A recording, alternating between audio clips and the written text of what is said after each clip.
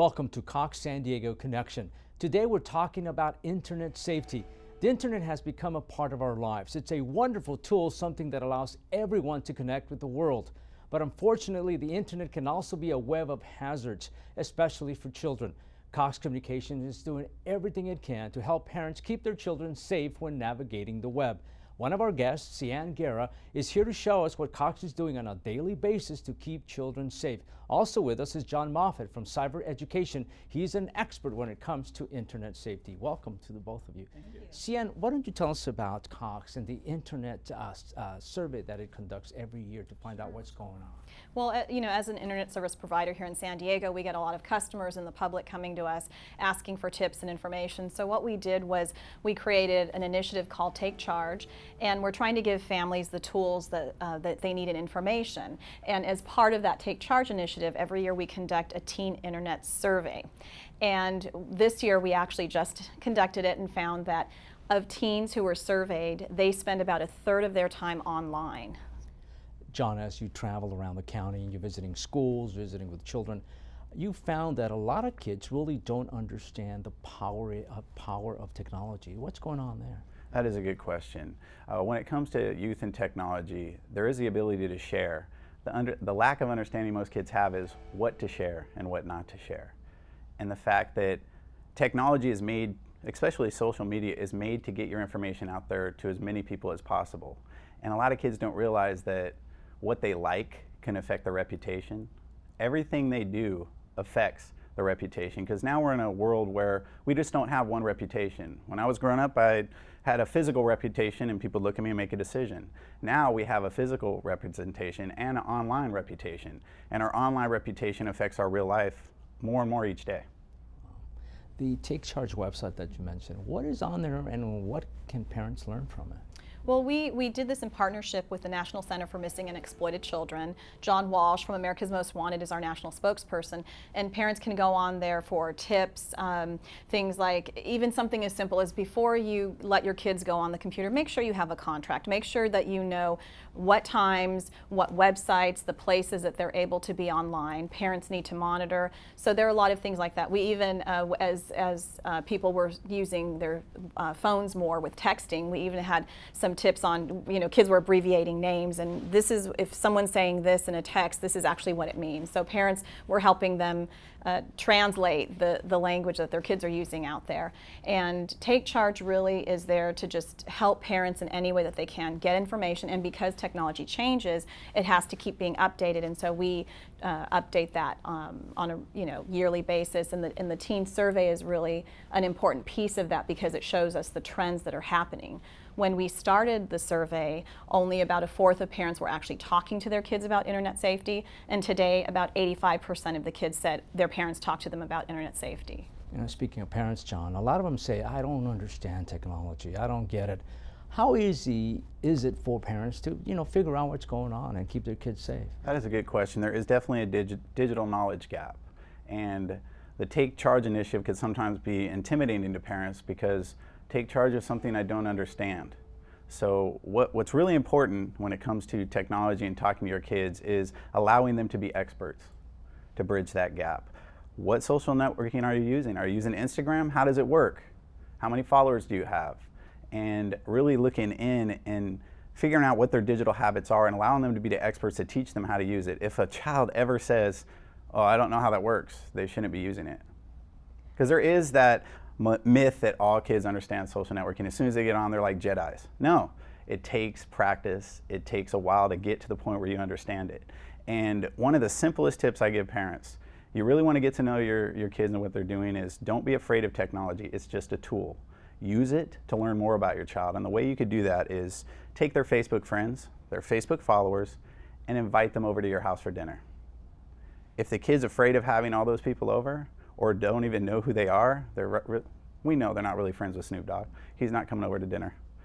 Have them start deleting themselves, because having a parent sit down with their kid on a Saturday and going, okay, where do you know this person? Is it from the real world? La-di-da-di-da. It's gonna take way too long. But if you just invite them over, it's a double benefit. You get to meet all these new friends from their kids' lives, and the kids could start self-regulating and realizing that these digital friends can be real and they're coming home. Now, Cox does a lot too to educate parents. Someone can easily walk into a Cox store around the county, and you have educators. Tell us what these folks can do. We do. We have 6 stores around the county, and we have an area called the Learning Lounge, and at every Learning Lounge we have an educator, and they can go in, and if a lot of parents don't realize, oh, they have a wireless router in the home. Well, we need to make sure it's private. It's set to privacy, so somebody can't come in and start using it. So if they want to go into a store and ask the educator questions about how do I make sure my child's cell phone has a privacy setting, or my child's Facebook page, or our wireless router in the home that we're all using for our internet connections, those are types of things that the educator can help with. As we wrap up, John, you have a saying that one has to be smarter than your smartphone. What do you mean by that? Well, technology is moving so fast, and technology is great in connecting us and sharing our information. So for example, when it comes to being smarter than your smartphone, what kind of information is your smartphone or the apps that you're using collecting about you and using? So one of the simplest things you do, if you have an iPhone, for example, you take your iPhone, you go to the settings, you go to privacy settings, and then you go to location. It's going to show you every single app that is currently using your location, for example, your GPS coordinates. Because a lot of people go, well, how did so-and-so find me? How did they know where I was? Well, you have to look at what each app is sharing about you, and the Cox Solution Stores could help you with that. There's a lot of opportunities to have Cox help you take charge of what's going on inside your home. And really, it's that being smarter than your smartphone can be a challenge, but if you go to a solution store, or if you just be proactive in looking at how the actual equipment works, it'll help you in the long run. And it can be a challenge with something new coming along at every time. As soon as we learn about Instagram, then Snapchat comes along, and there's always going to be something new coming, and we're trying to keep up. John, Ceanne, thank you. Appreciate the advice. Thank you very much. Now, we'll be back shortly with another guest, a man who has been on the forefront of internet safety for many years. He helps keep children safe in a number of ways. Please stay with us.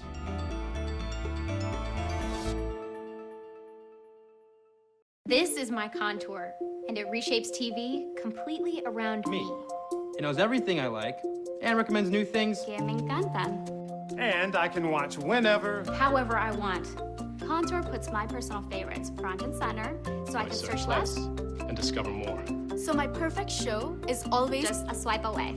This isn't TV for everyone. Contour is TV just for me. Introducing Contour, only from Cox. Cox is proud to support Junior Achievement San Diego and the more than 14,000 students served through J.A. BizTown each year. J.A. BizTown uses hands-on activities and real-life situations to inspire students to succeed in today's world. And part of today's world includes practicing safe online behavior.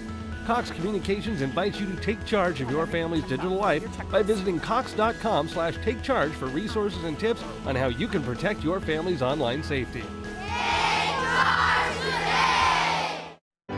Change doesn't just happen. It's imagined and innovated, pursued, nurtured. Some people see things as they are and ask why. We see a better world and ask, why not? We're not only preparing for the world, we're preparing to change it. The University of San Diego. We are change makers.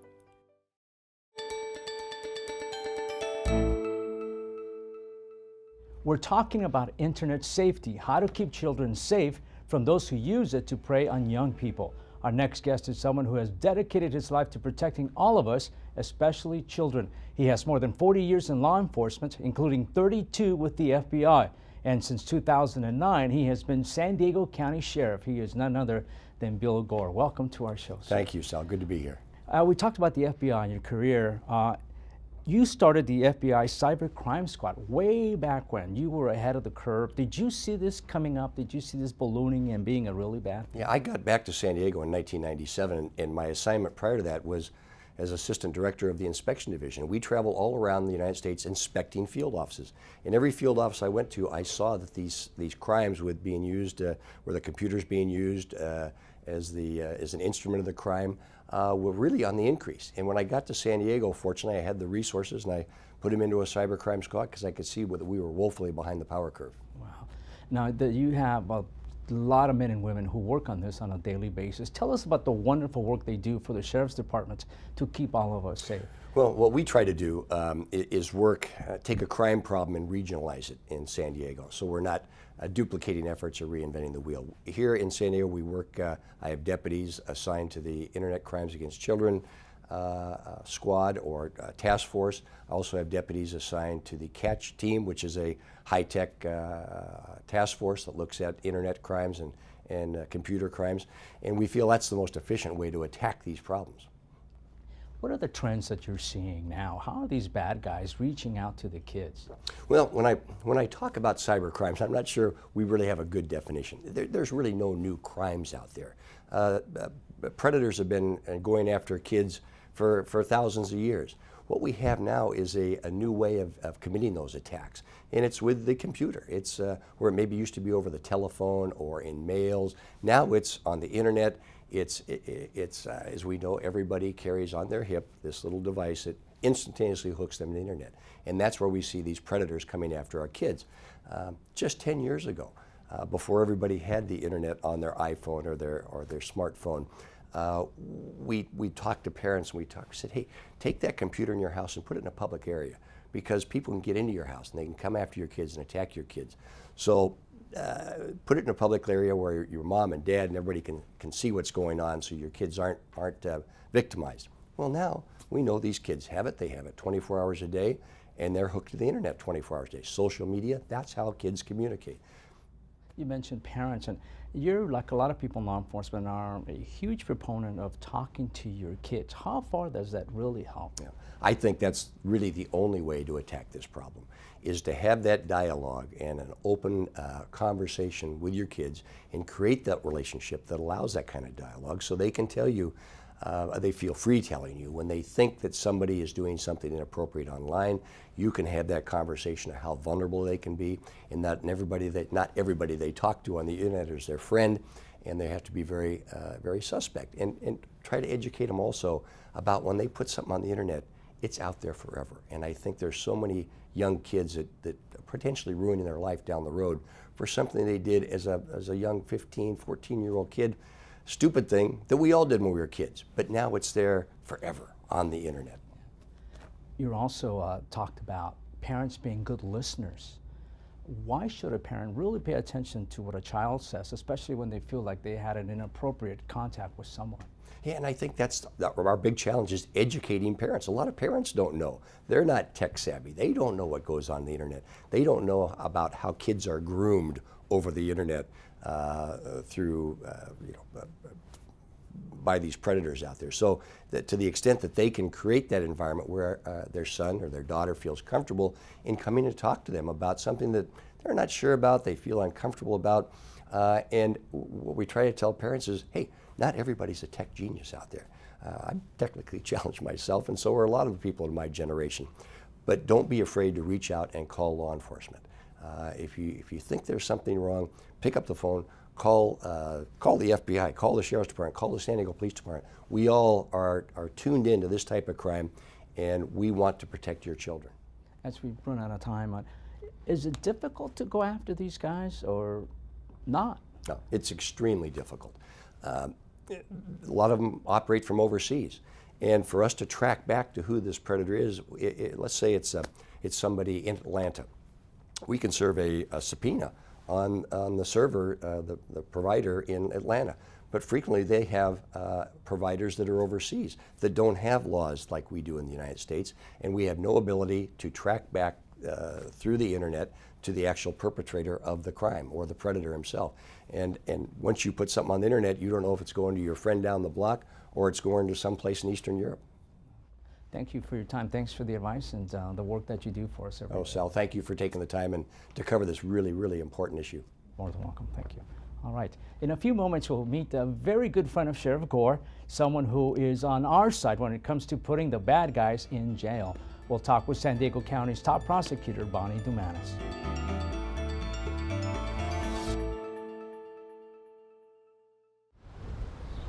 Since day one, you've been protecting your kid against all kinds of harm. Diaper rash, measles, even acne. So how come online predators never make it on that list? Be a parent again. Learn more at smartcyberchoices.org from SafetyNet, the San Diego Police Foundation, and ESET. Before it's too late.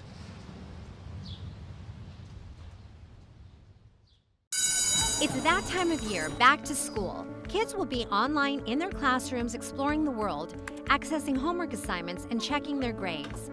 And being connected at home is just as important as being connected in the classroom. If your child participates in the National Free School Lunch Program, your family may be eligible to receive discounted computers and internet service through the Connect to Compete program.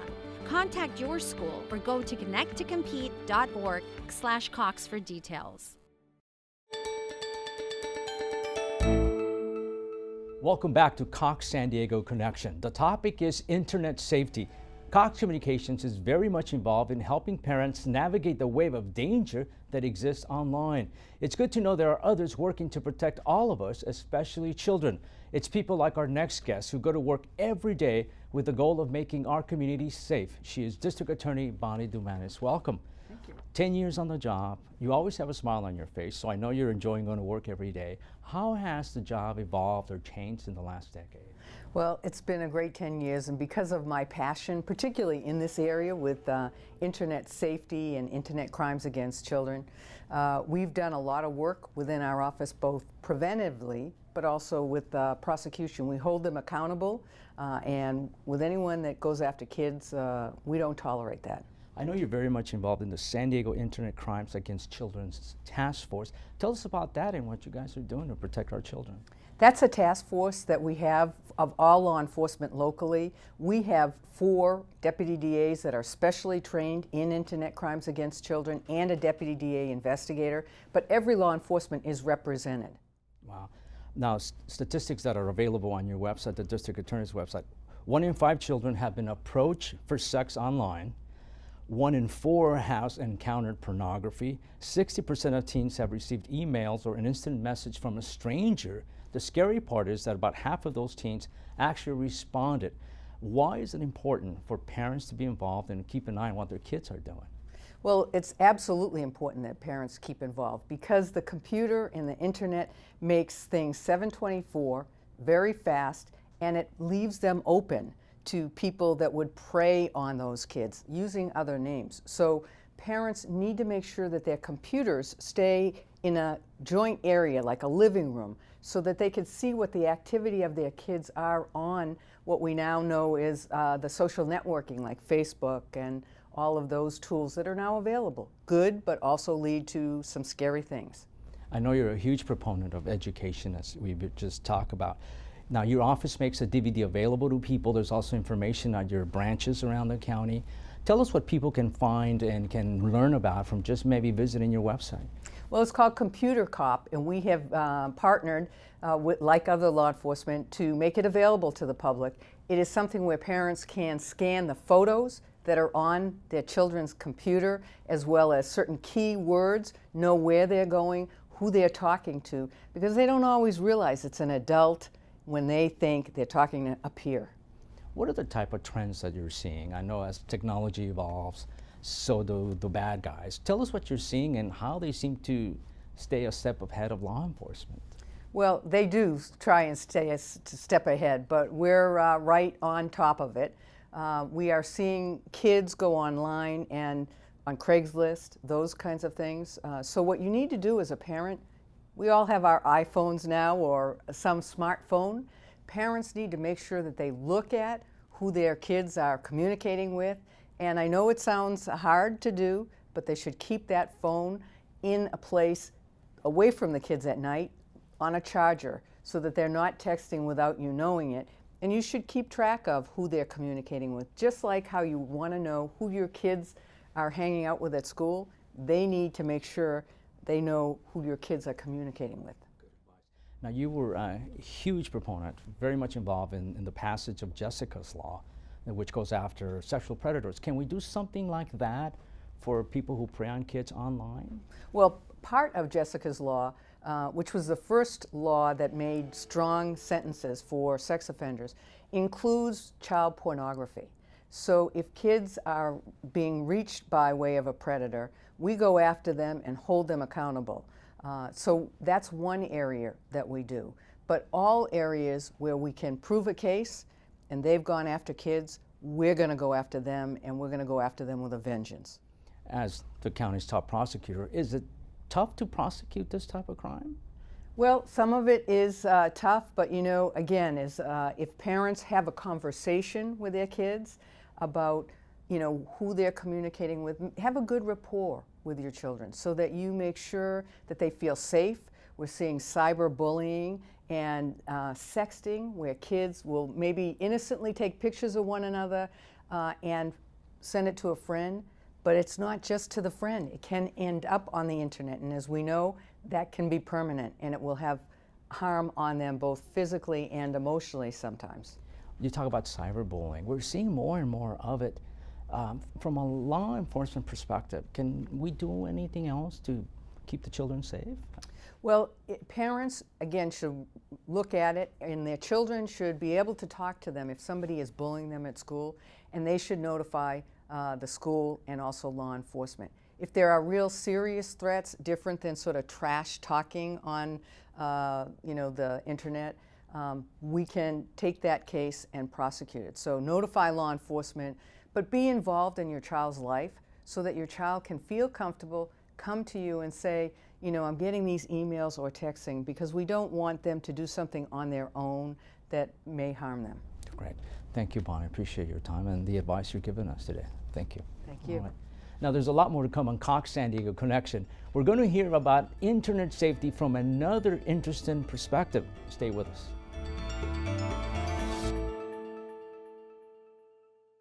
This is my contour, and it reshapes TV completely around me. It knows everything I like and recommends new things. Que me encantan. And I can watch whenever, However I want. Contour puts my personal favorites front and center, so I can search less and discover more. So my perfect show is always just a swipe away. This isn't TV for everyone. Contour is TV just for me. Introducing Contour, only from Cox.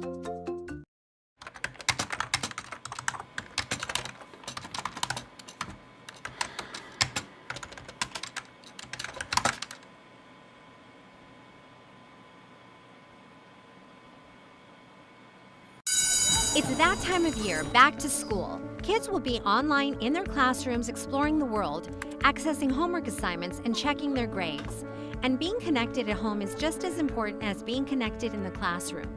If your child participates in the National Free School Lunch Program, your family may be eligible to receive discounted computers and internet service through the Connect to Compete program. Contact your school or go to connecttocompete.org/Cox for details. We've been discussing internet safety. As we've heard, there's a lot to worry about and a lot to know about. Most of the dangers lie in the social media end of things. To help us learn about these dangers, we're going to meet Darlene Kanzler with the San Diego Police Foundation. Welcome, Darlene. Thanks, Sal. Tell us about the foundation and how it got involved in internet safety. Well, the foundation has been around for 13 years, and we were started to create a safer San Diego. So many citizens in our great city wanted to help law enforcement, but really there was no way to do it. So former Mayor Jerry Sanders began the foundation as a way for citizens to get involved.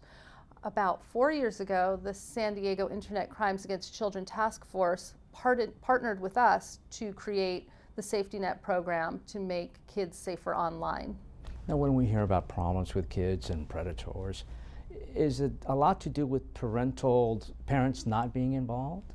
Absolutely. We found that parents not monitoring their children and not aware of what their children were doing online increased the problems tenfold. So the Internet Crimes Against Children Task Force said, let's meet up with the San Diego Police Foundation to really get the word out about this.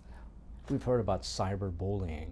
How does it happen, and how can it happen to any kid? You know, it may start off with just a rude comment. Someone sends over a cell phone or maybe an email or a Facebook post, and someone else says something back, and pretty soon you can have 10, 20, 30 kids commenting on this one post. So it happens really quickly.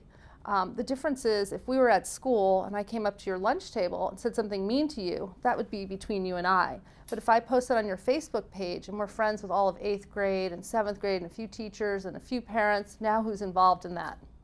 As cyberbullying appears to be happening more and more, how is it being prosecuted? From what are you seeing out there?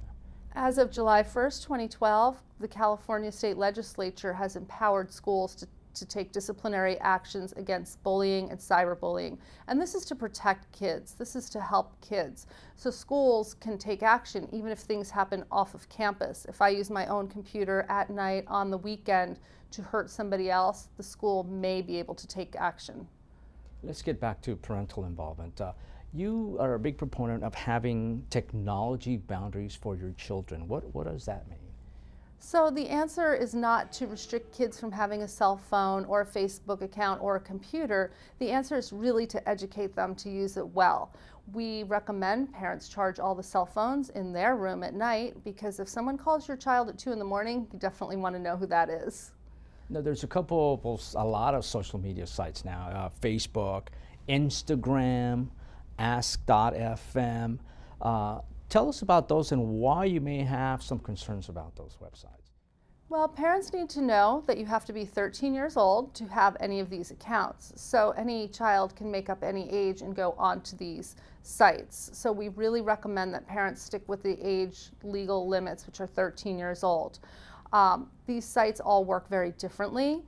If a kid has Facebook, they need to have everything on private and are very careful who they friend and allow into their sites. Instagram is a photo sharing site. We recommend those pictures are also put on private, because there is an app called Instamap that I have on my iPhone, so I can put in your zip code, any zip code in the world, and see every picture on public. So law enforcement is very concerned that creepy people in your neighborhood may be putting in your zip code and looking at your kids' photos. So it's important to really lock those down. Ask.fm has been linked to cyber suicides, bullying, and many schools in San Diego have done all calls asking parents, please make sure your kids are not using this site. And how does that site work? Anonymous questions, and anybody can ask you something? And Sure, so I created an account. I can be Darlene Kanzler, San Diego Police Foundation, and anybody can ask me questions. And I don't know who those questions are coming from. The people asking me questions don't necessarily need to have an account to ask questions. We can just go on right now and start asking people random questions. So kids can be bullied and not really know where it's coming from. how do you lock down the private stuff? So I get that question a lot. The best thing you can do is to Google it. How do I set the privacy settings on Instagram? If you don't know how to do it, you Google it. There will be a YouTube video. There will be a site that tells you how to do it. Because a lot of times kids will say, well, I have iPhone 4, I have iPhone 5, I have this, that. So just Google, how do I put my photos on private on Instagram on an iPhone 4? And it will always be on there to walk you through. How can parents and their children actually enjoy the internet and coexist and enjoy social media? How would you recommend? What would you recommend? I recommend parents get a Facebook page when their kids are 13, if they decide to allow them to have it. Make the page together. Let your kids teach you how to do it if you don't know how. Friend your kids on these sites and keep up with what they're doing. You can get a lot of good information about their friends and what kids are saying, what they're doing by friending your kids on Facebook, on Instagram. Look and see what pictures they're sending out. If they have a Twitter account, be your child's friend on Twitter. So you can make it family fun. If you go on a family vacation, the kids are taking tons of pictures, don't post those pictures until you get home. You don't need people knowing your house is empty. So you make it a family activity. Thank you so much. Great advice. Great advice. So, and it's not that bad, right? I mean, you can actually enjoy the internet without having problems later on. Oh, absolutely. And we know that today's children will go online every single day for the rest of their lives. We're advocates of technology, of the internet. We just want families and kids to use it safely and really think before they post. Thanks once again for being with us. Appreciate it. Thanks for having me. All right. Now, I'm Salvador Rivera, and on behalf of our guest and the employees of Cox Communications, we want to thank all of you for watching Cox San Diego Connection, helping you learn and prosper.